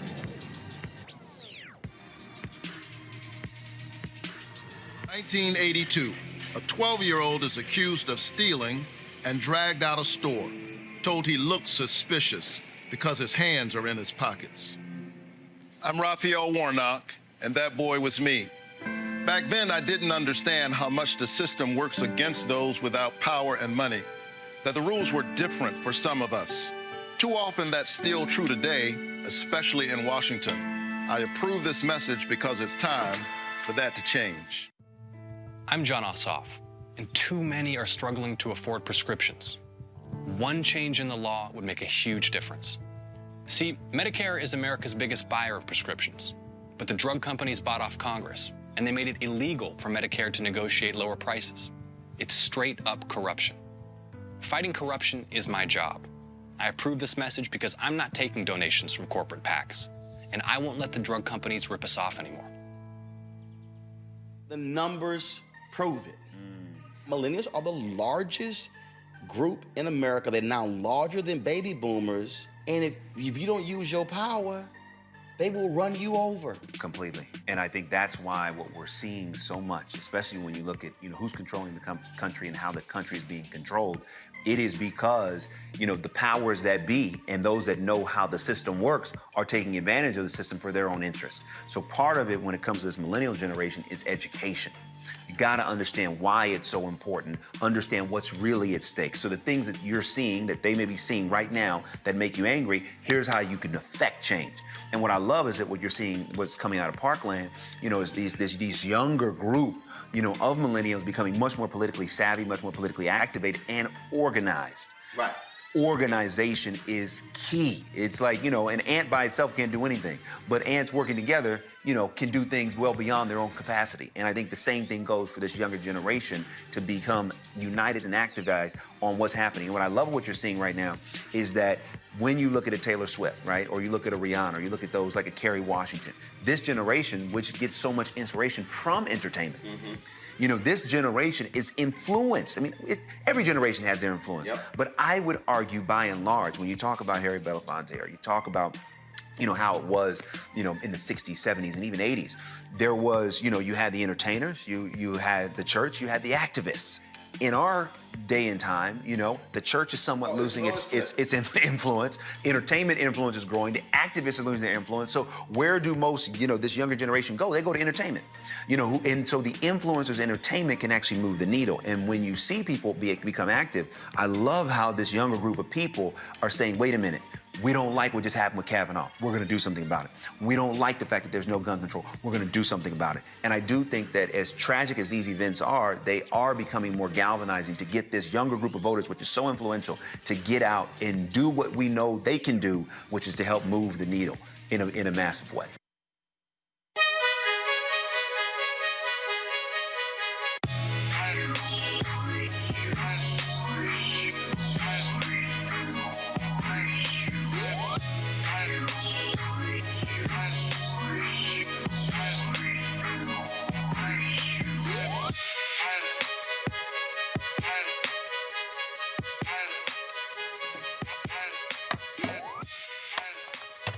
All right, the folks at Seek.com, folks, they, of course, have these amazing products founded by Mary Spiel. It's a black-owned virtual reality company. You can check out their content on Seek.com. They have these amazing VR headsets right here. These headsets allow folks to be able, of course, to watch the virtual reality content, drop your phone right into the slot, put this headset on. You can actually be literally in the room where the video was shot. And also, of course, they have their headset here. They're 360-degree 4D headphones right here.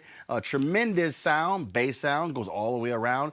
You can use it for gaming, of course, videos, music, you name it. You can get these products, folks, at Seek.com, Seek.com. That's Seek.com. So please support them. They are partners with us here at Roland Martin Unfiltered.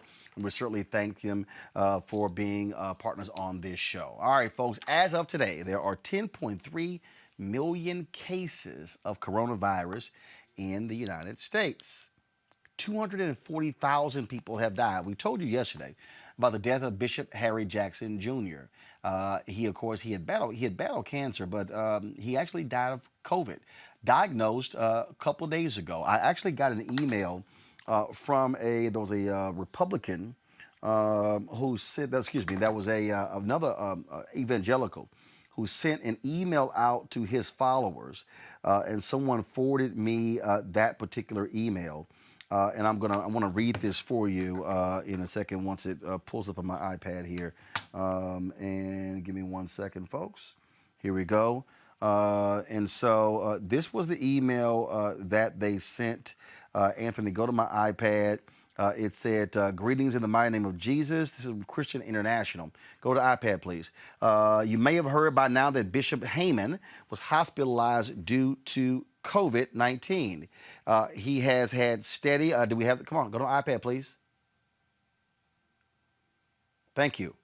He has had steady improvement over the past couple days and is feeling stronger and breathing easier. He has an amazing team of doctors who are using all the new drugs to help him heal faster. He has not been in crisis at all, but of course, we have rallied prayer to fortify him against this attack. Our prayers are prevailing, but we cannot let up until we see the full manifestation of his healing. Now, they posted a photo of him with Bishop Harry Jackson Jr. You often saw him on this show, my show, TV One's News One Now. It says here that we also received sad news today that Bishop Harry Jackson passed away. He has been battling for his health for a while now and had some recent complications, including a COVID positive test 2 days ago. Initial thoughts are that his heart failed due to these challenges. Please be praying for his new wife, his family, and his church. He was a true general in the body of Christ and will be dearly missed. And he also, of course, was one of Trump's supporters. He was a evangelical supporting him. One of his spiritual advisors. There's this video of him praying, if you will. I think it was Easter. He was praying in the White House. But the reality is, he was at that event, that is September 26th super spreader event that took place at the White House for Amy Coney Barrett, and he was there. Now, of course, folks, even though we have the early promising results from Pfizer's COVID-19 vaccine trial, a number of questions are still unanswered about it, as well as when the average person can get a shot. Now, Pfizer's vaccine is a new type of technology.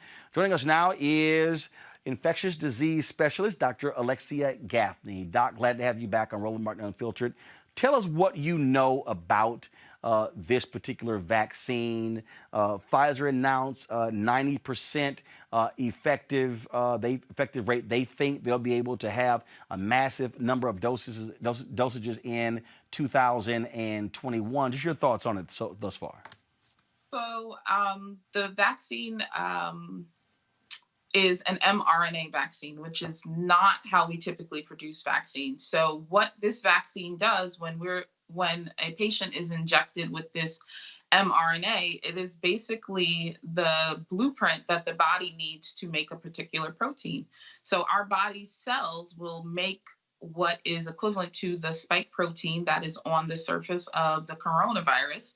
And in response to the presence of this abnormal protein, the body's immune system will then begin to make antibodies, which is how our body fights infections, as well as produce possibly T cells, so the types of white blood cells that tell our body, hey, there's a foreign invader here. And that, according to this initial data from Pfizer, has shown efficacy rates of at or above 90% in their very preliminary clinical trials. What does that mean? Does it mean that do you take this before you get COVID, or do you take it after you've contracted COVID? So this is a vaccine. This is not a treatment. So an uninfected person, someone who is healthy and well, would get 2 doses of this vaccine to help their body mount an immune response so that when they encounter the virus in everyday life, their body is already prepared to fight off the infection. So think about, even though it's a different vaccine technology, it's being compared to the measles vaccine, right? None of us, or most of us, have not had measles because we got a vaccine to protect us from it, so that if and when we were exposed to it, we could not become infected, or we would not have a significantly symptomatic infection because our body is already prepared to fight off the infection. So does that mean that if I take this before I get it, I'm not going to get it? I'm not going to get COVID-19? I'm protected? Any idea how long am I protected? Does it give me 3 months, 6 months, a year? Do I have to keep taking it once a month? Do we know anything? So all we know right now from 94 positive cases out of 43,000 plus participants in this clinical trial is that 90% of the people who got COVID-19 infection and were a part of this trial did not receive the vaccine. So all we could say is that hopefully the 90% will hold true once. Hold on. You said did not receive the vaccine, meaning did not contract COVID. Right. So the participants who contracted the virus they were not the people who received the actual vaccine in the trial, or 90% of those 94 people who got a COVID infection that they got this data from, those people, 90% of those people were not vaccinated. So 10% of the people in that cohort of 94 people who had a COVID infection were vaccinated with their study drug. So the initial data is hopefully what we'll see when the population at large is vaccinated, that we'll continue to see 90% efficacy, although that those numbers may change as we look at a larger sample of people in the trial and as we start to get vaccine out to the general population. The other questions that you're asking, Roland, we just simply don't have enough data to answer. This information was released Sunday based on an independent review of this Pfizer study. And so as we received the information, the folks at Pfizer were receiving the information, but they can't yet tell us, how long the immunity will last. So they are planning to follow their study cohort for 2 years. And over that 2-year time, we will get more information as we go. But we don't know how long the efficacy will last because the trial has not gone on long enough to prove that. What we know right now is that people who receive the vaccine will need 2 doses of the vaccine. Those doses will probably be given 3 to 4 weeks apart. And we just have to hope that the efficacy that was seen in this small cohort of patients in this trial continues to hold true as more and more people get vaccinated. All right, then. Dr. Gaffney, we appreciate it. Thanks a lot. Absolutely. Thanks for having me on, Roland.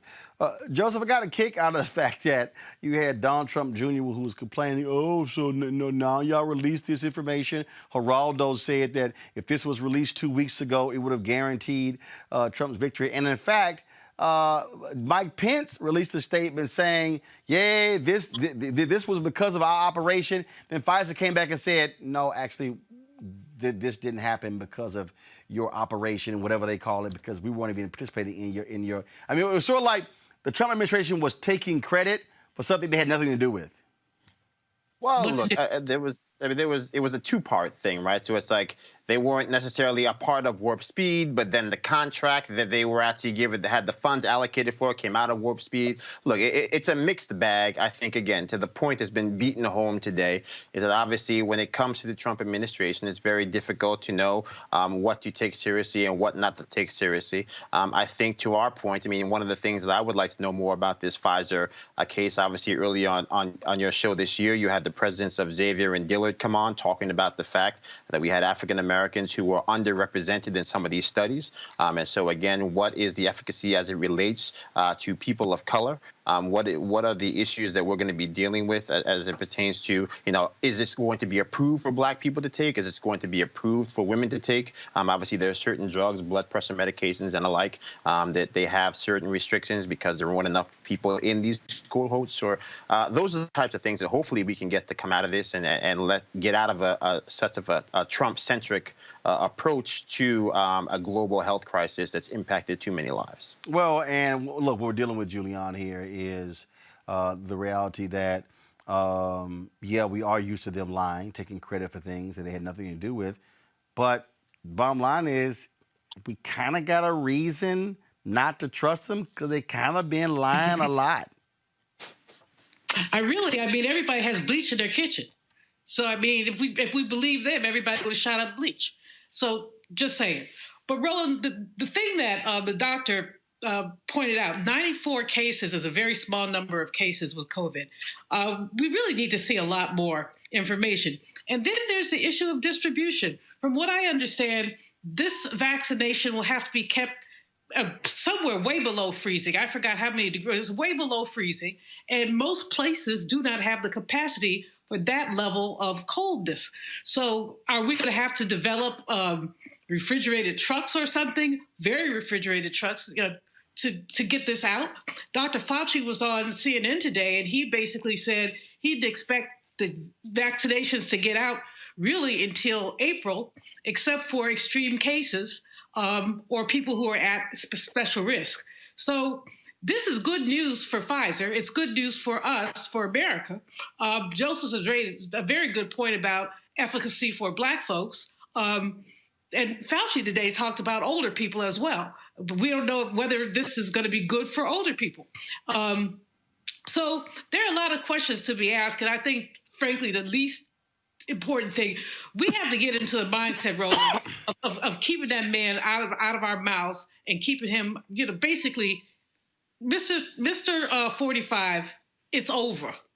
It's all over, Casanova. So just go grab whatever you want to grab, and just get out of our space. And he will do that sooner rather than later. Kelly?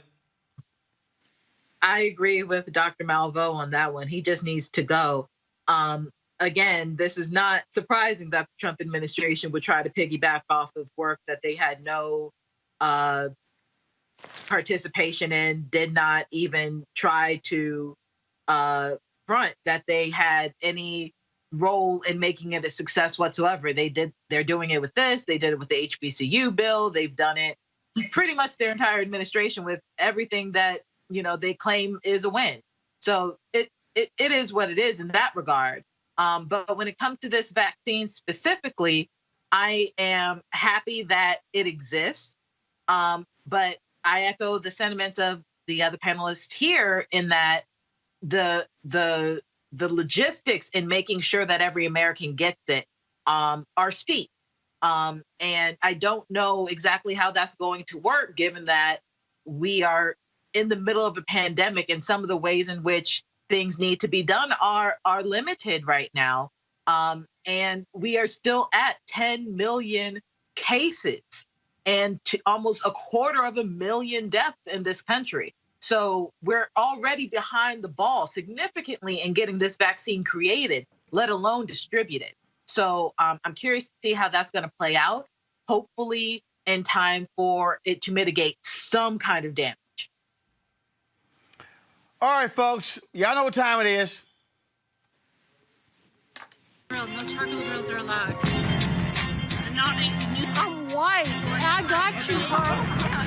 Illegally selling water without a permit on my property. Whoa! Hey! You don't live here. I'm uncomfortable. All right, y'all. So Twitter was like a little crazy today because there's this there's a Republican named Dean Browning out of Pennsylvania. Dean Browning, y'all, let's just say this is weird. So he sent this tweet here out. I'm a black gay guy, and I can personally say that Obama did nothing for me. My life only changed a little bit, and it was for the worse. Everything is so much better under Trump, though. I feel respected, which I never do when Democrats are involved. Folks are like, Dean, you're white. So what are you talking about? So then Dean decides to go, no. That I was actually responding to somebody else, and my tweets got, so that's really what happened. I was responding to somebody else. So that's really what happened there. That really wasn't me. So please forgive me. This whole deal. Now we're hearing he tweets Patti LaBelle's son. Is all kind of drama. You talk about crazy, Joseph. But I really got to laugh at that one. I really got to laugh at that one. That this white right-wing conservative really got himself caught up in a crazy one today on Twitter. Folks saying he's pretending to be a black gay man under his burner account. I mean, I've often said to people, wouldn't it just be easier for us to engage honest-to-God black people rather than have to pretend to be them on the internet? And this is not the first time this has happened. It won't be the last time that's happened. There are plenty of salacious and felonious accounts out there pretending to be black Republicans. It shouldn't be that hard to find a black Republican if Republicans actually started showing up in black communities and doing the work to demonstrate love and care of black people. So look, this is a perpetuation of what we've been dealing with. It's the kind of insincere outreach and that's trying to be masked in these anecdotal evidence of things that do not exist. And yeah, pretty crazy. But this was, this, Julian, was a part of the disinformation campaign by the Russians in 2016, where, well, look, Twitter and Facebook have busted these troll farms impersonating black people. And so we've seen this. That actually has happened. It has happened, and of course, in 2016, I think we were somewhat vulnerable to it. Some people believed it. Some people got tweets that had lies about Hillary in them, other things, and people believed them. This just is hilarious, and I don't know to what end this man chose to impersonate a gay black man. I mean, I can't understand his logic, but I'm not trying to figure stupid out. Kelly. I mean, she took the words out of my mouth. This is stupid. This is absolutely stupid. It's like what happens when you try to be, what is that lady's name? Who pretended to be black to be in the NAACP? Oh, and all that the girl stuff. out I know. You know who I'm talking out about. there in Seattle. Yeah, we don't really care. Go ahead. I mean, it's like a Twitter version of that, only it happened in Rachel Dolezal. Dolezal, thank you. But it's like a Twitter version of Dolezal, only in a very small fraction of the time. We caught it in time for not a whole lot of damage to be done. But this is really dumb. And it's actually like a recurring pattern. Outside of Russia using bots portraying to be black people, there are actually white people out there with fake black people accounts to act like black people, purporting to be Trump supporters, purporting to be anti-black and embracing white supremacy and stuff. So this, again, I've been saying this all day on your show. This isn't surprising to me. It's just sad. It's really, really pathetic that people think that they can keep doing this without, and get away with it. Well, we do have to understand, look, misinformation has been targeted at black people, and it has been effective, especially with black men. Panel, I certainly appreciate it. Joseph, Julian, and Kelly, thank you so very much. Hey, folks, if y'all want to join our Bring the Funk fan club, please support what we do. Let me give a shout out. These are folks that actually sent in checks and money orders today. Tony Lund, thank you so much. Charlene Logan, Kevin Jackson, Mr. and Mrs. Gary A. Lloyd Sr., Sidney Scott Jr., Shonda Yvette Scott, Anthony Thomas. Let's see, Sherman Henderson, Robert T. Wallace, Renee Yancey, John McMillan, and Vivian Smith. Folks, we thank all of you. Sherman dropped us a note. You are doing a good job. I hope this will help to get your live truck. Sherman, we working on that, trust me. We love you, Roland. Keep up the great reporting. Keep us informed. That's Gary Lloyd from Monroe, Louisiana. I think, let's see, Mr. Martin, you're doing a marvelous job. I appreciate it. Thank you, Roland, for your show. I have learned so much. I was born in 1959 during Jim Crow days, and I saw with my parents making plans when it was time to vote. I would always ask my parents, why do we have to sit on the back of the bus? Why does it say color only? Why did they kill or shoot those people? Learning about my rights as a black man in this country is very important to me. Learning about how the elections work from local to the White House is truly educational. Even reading and researching all the candidates on your ballots, knowing how to track your ballot, understanding your right to vote, understanding the Senate and House of Representatives, learning what the midterms are all about. So I said to myself, if I can support Democratic Party with the little money I have, I can surely support my brother, Roland Martin. Man, I certainly appreciate that. Thank you so very much, folks. That's the impact we are having with this show. Y'all can support us. We probably are moving close to 14,000 fans. Our goal by the end of the year is to have 20,000 of our fans supporting this show. Nearly 8,000 of y'all are on YouTube today. If y'all are on YouTube, you can give right there on YouTube, joining our Bring the Funk fan club. Our Cash App is $RM Unfiltered, PayPal.me/R Martin Unfiltered, Venmo.com/RM Unfiltered. You can also send a money order to New Vision Media Inc., NU Vision Media Inc., 1625 K Street Northwest, Suite 400, Washington, D.C., 2006. Folks, that's important because we are gearing up for Georgia. Pull the lower third up, please. You saw it during the show. We're going to have this running through December 7th. That is the runoff. The deadline to register for the runoff in Georgia is December 7th. Go to iwillvote.com. Go to vote.org to actually register. Even if you did not vote in the general election, you can still vote in the runoff. We're going to be spend lots of time in Georgia. That's why your dollars will support us in what we do. And so we certainly appreciate that. And one of the things that, and again, I share with y'all this all the time because I want you to understand what it is we're trying to do. So I told you about the streaming system that we got. And so y'all remember on election night, we were trying to go live to the folks down at Black Lives Matter Plaza, and we were having problems going live. Well, part of the problem is because there were so many people and other folks streaming. And so what we're doing is we saw that was a problem.